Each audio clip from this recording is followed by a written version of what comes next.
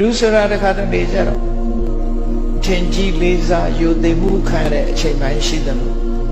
ကိုယ့်ကိုအဖက်မလောက်ခံရတဲ့အချိန်မျိုးနဲ့ရှိတယ်ဒါမျိုးနော်ကိုယ့်ကိုယူသိလေးစားမှုအလေးထားမှုမရှိဘူးအဖက်မလောက်ကြတော့ဘယ်ဟာပဲဖြစ်ဖြစ်လူယူသိရှင်ယူသိခံရတဲ့အခါမှလည်းအထင်မကြီးနဲ့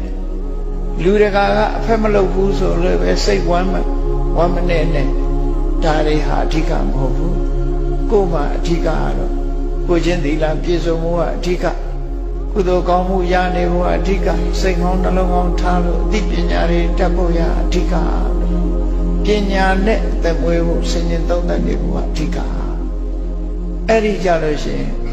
လူမသိသူမသိကိုယ်မလေးစားဘူးဆိုဘာမှမလုပ်နဲ့ဥပုသ်ဆောင်လိုက်မယ်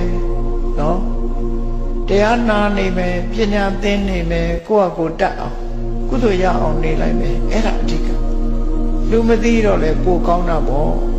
ဟာစကားပြောပဲမရှိတော့ပို့ပြီးတော့ကုသိုလ်ရတာတရားအထုတ်ဖို့အချိန်လေးပိုရလာတယ်ဆိုနေလိုက်အဲ့ဒါကောင်းတယ်ပို့ပြီးတော့အခွင့်အရေးရတယ်အရင်တော့မှငါအဖက်လုံးမဲ့လူတွေရှိတယ်အခုဘယ်သူမှအဖက်မလုပ်ဘူးဘယ်သူမှဂရုစိုက်စရာမလိုဘူးကိုယ်ထမင်းကိုယ်စားတရားအထုတ်နေမယ်ဆိုစိတ်ဓာတ်မွေးလာအဲ့ဒါလို့လောကဓာတ်ဘယ်လောကဓာတ်မျိုးနဲ့ကြုံဘဝကိုအနိုင်ယူနိုင်ရမယ်လို့သူတို့ဆို